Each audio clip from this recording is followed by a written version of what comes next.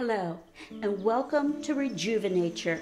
This podcast is dedicated to helping you find health in this toxic world. I am Dr. D.K. Geyer, and I will be the host for this show.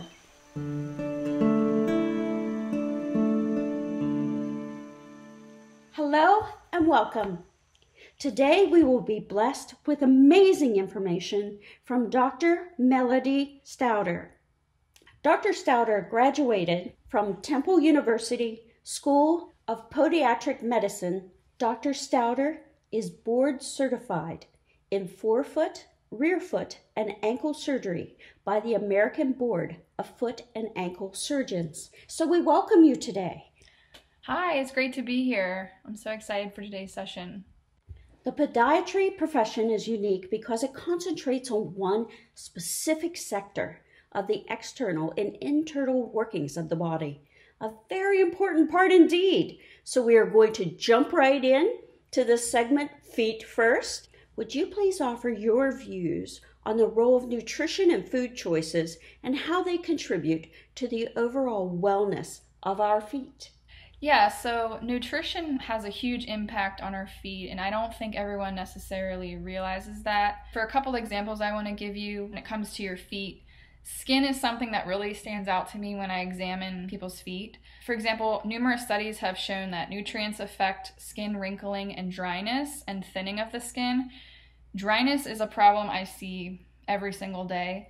The vitamins, minerals, and antioxidants that are present in foods like fruits and vegetables, they are associated with age-related dryness. So just by having an important diet, it can improve the quality of your skin. Also, the blood flow to your feet is extremely important. So if you eat a diet high in fat, that can lead to thickening and calcification of your arteries. And the vessels in your feet and toes are so small, so they can be affected very early on in disease. That's why diabetics tend to have amputations. Their diets usually are higher in fat, and the arteries become clogged so quickly that when they get a wound, they don't have enough blood flow to heal that wound. So then it becomes infected pretty early on, and then if it still won't heal, they end up with an amputation. So another example would be our nervous system. The nerves that go down to our feet and toes are extremely tiny, and it is important that we eat healthy carbs in our diet to fuel our brain as what fuels our nerves. Fortunately, today there's a trend to have a low-carb keto diet. This can be detrimental if you go long-term on that diet because your brain metabolizes glucose so quickly that it needs carbohydrates for that quick source of glucose. And using ketones is acceptable only for a limited period of time. For long-term, not having carbohydrates, it can definitely lead to nervous system damage, even in the feet, which might just turn up as numbness in the toes, tingling feelings. And another example of nerve problems that I have seen a handful of times is vitamin B deficiency, which is something that I do think goes undiagnosed quite a bit. It can cause numbness in the toes is usually how it starts. Especially a younger patient that doesn't have diabetes or any issues like that. If they come to me with symptoms of numbness in the toes, that's usually the first thing I'll order right away is a vitamin B test. Is that for all the B vitamins or one specifically? Mostly B12 would be the most important one. Another example would be swelling in the feet. I see that all the time. So if you have an inadequate diet of processed foods, that would lead to overconsumption of unhealthy forms of sodium. Then you could develop the fluid retention and swelling. And then lastly, toenails. If you're not eating a healthy diet and your immune system might not be as effective, it's very hard for your body to fight off the fungus once it gets under your toenails. And the longer the fungus is in your nails, the thicker and more deformed your nails get. And once it's been there for a couple of years, it's almost impossible to get rid of. Those are just a couple of examples of how your diet can affect your feet, but I would say it's very important. Yes, that was incredible information. For diet-related diseases and health conditions such as type 2 diabetes, heart disease, kidney issues, what percentage of people would you estimate know that their food choices are responsible for diabetic ulcers, leg and ankle, cellulitis, or gout, for example? That's a good question. I think if I'm being optimistic, I'd say roughly maybe 20%. I think most people know they could make healthier choices, but yet they still think they are a victim to their genetics, when in reality, Only 10% of our fate is sealed by genetics when it comes to things like cancer and chronic diseases. About the remaining 90% depends on your nutrition. Many of my patients will say, for example, well, my parents both had diabetes, so that's why I have it. As a medical doctor, how do you educate clients with low nutrition or unhealthy lifestyle habits like smoking or excessive alcohol consumption, junk foods? How do you educate them about their body's ability to heal after surgery, or does that conversation belong to a different practitioner? Well, unfortunately, the way today's healthcare system is designed, it doesn't allow much time for doctors to educate patients on nutrition.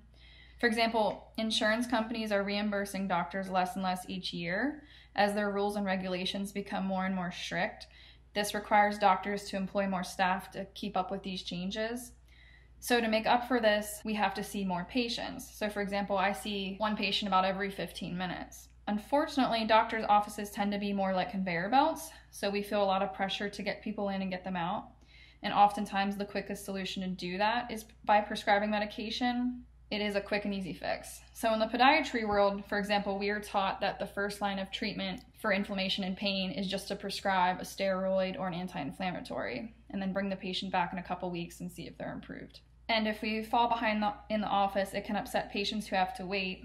So if you have your own practice, this puts even more pressure on you because these patients can go online and leave a bad review if they were waiting too long. And nowadays, Google reviews are the first thing people look at when they're making a decision. But anyways, back to the point, there isn't a code to bill for nutrition counseling, so unfortunately there isn't much incentive for physicians to take up time in their office to discuss it.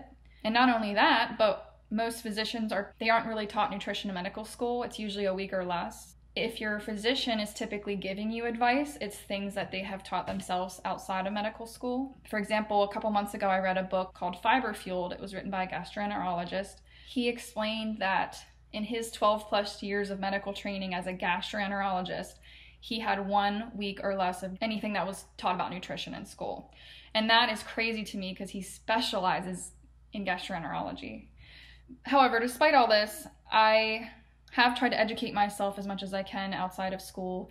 The last decade, I have done so much reading and research to learn as much as I can on my own. And despite all this, I've gone on my way to make my staff aware that when I do have surgical workup on patients, I want them to be a 30-minute appointment instead of 15, so I have just a little bit more time.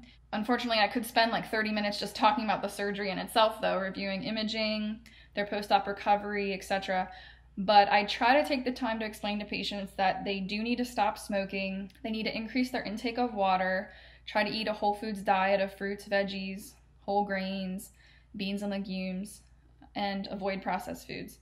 However, this is such a deep topic that you could talk about that for hours. So when I tell someone to eat whole grains, it doesn't mean that they know what they are or where to get them or how to make them even taste good.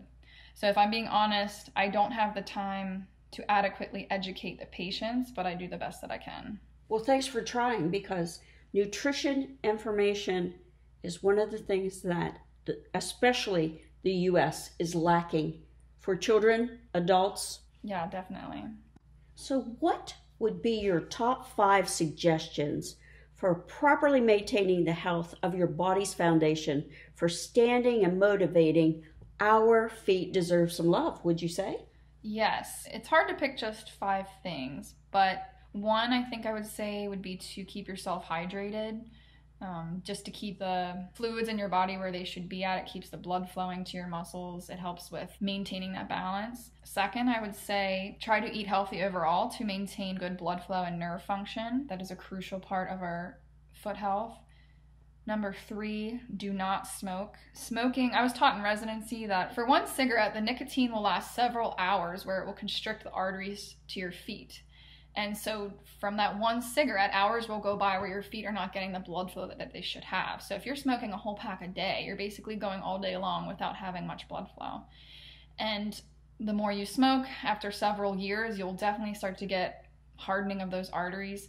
And I have to admit, out of all the amputations I've done, majority of them were smokers.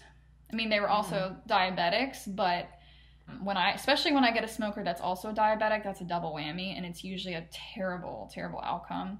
To not smoke would be one of the top ones. Number 4, I would say proper shoes and foot support. If you're not wearing appropriate shoes and you're making your feet work harder. That leads to arthritis quicker. It leads to tendon issues, and we can talk about that later on, but what you wear on your feet is very important.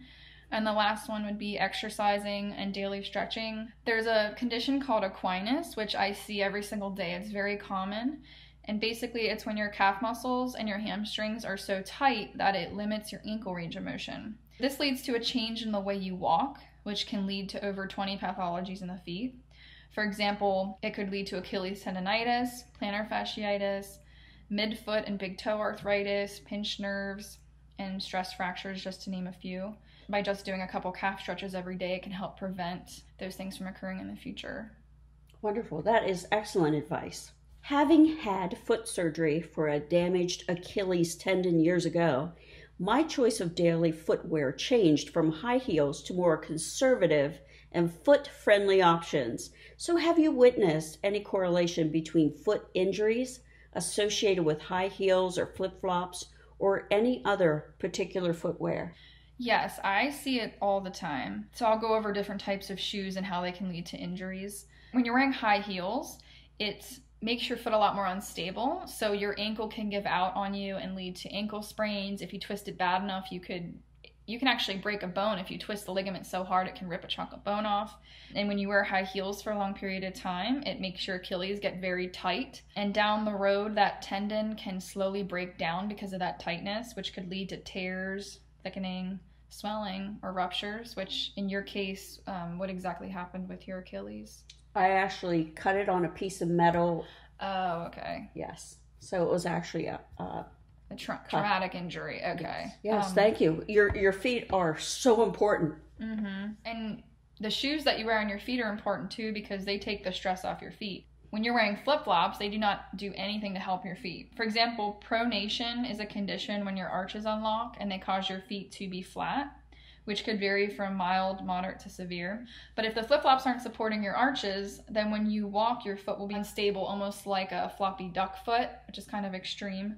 But that is in the severe cases, people that have severe flat feet, they literally have floppy feet, and that makes them a lot more clumsy. They're always running into things. So flip-flops, they don't do anything for your feet. So then your feet do whatever they want, and your tendons and muscles have to work harder to stabilize the feet. Your joints move more than they should, which could lead to arthritis. Now, bunions, they are genetic. However, if you're not wearing good shoes, unstable shoes, or things that aren't supporting your arches, it can lead to a quicker progression. So you might see your bunions forming at an earlier age. They can become severe quickly. One thing I wanted to go over was 3 tests that you can perform when you're at the shoe store or you're looking at shoes. One is called the bend test. You pick up the shoe and see if you can bend it in half. So it should have some bend by the toes, but the shoe should not fold in half by the midfoot or the heel. Number 2 is the twist test. The shoe should not be able to twist in your hands. And number 3 is the heel test, where you push on the back of the heel. If it collapses, then it does not stabilize the heel well. Or if it doesn't have a heel at all, in the case of flip-flops, then it doesn't support the heel. So if it passes all 3 of those things, your foot will be well supported and it will take the stress off your joints and your tendons and ligaments and all of those things. Well, I think shoe stores are going to be in for a run for their money after hearing this podcast. I've never done a test like that, but I certainly will now. Yeah, it actually wasn't, those tests weren't even taught to us in podiatry school, but I struggled when I first started practicing. People were coming in every day saying, well, I got Skechers slip-ons, they have memory foam, why do my feet still hurt? And I was struggling trying to find the words on how to explain to them on how to get a good shoe, and I couldn't be with them when they were purchasing the shoe. So I just did a lot of reading online, and I found a source that listed those 3 tests, and I performed the tests on my shoes as well. And it's true, the shoes that feel the best on my feet are the ones that pass all 3 of those tests. So now I show them in the office, I hold up a shoe and I show them the tests, and once I do that, it seems like it clicks, and now they understand how to look for that. So that's Wonderful. Been a big help. Yes, that's incredible news. Oh, the last thing I wanted to say, if the shoes don't pass those 3 tests, then just understand your feet will work harder than they need to. But I'm not saying that you have to give up fashionable shoes for the rest of your life. You just need to be proactive about planning out your day. So if you know that you have a crazy day, you're going to be on your feet, you won't get to sit down much, then you need to wear those supportive shoes. And then if the next day you have a light and easy day sitting at a desk, well, then you can dress up and wear your nicer shoes. But you just need to plan ahead and think about that first. Okay, what are the newest technologies being used to treat diet-induced podiatry-related health conditions? There are a lot of very amazing different types of technology coming out. Unfortunately, it is challenging to get insurance to cover those things, even if they are FDA approved. It's very common. It was estimated that it takes about an average of 10 years for a product to become available to the public it takes about 10 years until insurance will cover it. So when I think about that, I think it's silly to wait 10 years. I think we should be using those things now before the condition gets worse. But some examples of those technologies that exist are medical lasers. I think this is a really fascinating area that's becoming very popular. They can be used for pain, neuropathy, wound healing, injuries, but what they do overall is they improve blood flow, they decrease nerve sensitivity, they can increase endorphins, which lower your pain. And the laser light increases energy to the cells, which allows them to increase cellular reproduction and growth and get rid of waste products quicker. Overall, it can reduce scar tissue and speed up nerve cell regeneration. And the laser, another interesting fact is the laser can actually stimulate fibroblasts to work quicker. And fibroblasts are actually cells that build collagen to help with healing. Another machine that exists is called a shockwave unit. This machine creates acoustic waves, which can carry a lot of high energy to painful spots and tissues. This energy promotes regeneration and can repair problems in the bones, tendons, or other tissues. Another device worth mentioning is a bone stimulator. There are all types of bone stimulators out there, but the one that I like to use is an ultrasound bone stimulator. And this comes in handy when you have a patient who has a broken bone that just won't heal. You put it on the skin for about 20 to 30 minutes a day, and it actually speeds up the bony healing process. Those are a great tool to use, and insurance will cover them if the patient has gone 90 days without healing. In my mind, I think if we could use it from day one, that would really change the recovery process for patients, but unfortunately we have to wait 90 days. Once we hit that 90-day mark, I can usually get it approved for patients. The last advancement I'd like to talk about is placenta injections. They're able to actually harvest amniotic fluid from the placentas from healthy newborns, and they create it into an injectable substance that's sterile. It doesn't cause like allergic reactions or anything like that, but you can inject it into damaged joints, tendons, ligaments. It basically brings in stem cells to the area to help with healing, and those work very, very well, but that's another thing that's very expensive that insurance won't cover. For a while there this year, it seemed like Medicare was going to start covering those injections, and for whatever reason, they're withdrawing that coverage now. I think someday that those will become more affordable. I'm sure we will all look forward to that. That type of injection gives hope to people who are suffering. So I want to just thank you so very much, Dr. Stouter, for all this incredible information. I think every person listening to your message will be checking their footwear to see if it passes the test. And here is the call to action to our audience. Just show your feet some tender, loving care and help others learn the shoe test. For example, pass this podcast along. All of us can learn how to care for our foundation. Let's show her some loving with your great comments. Wishing all of you the very best.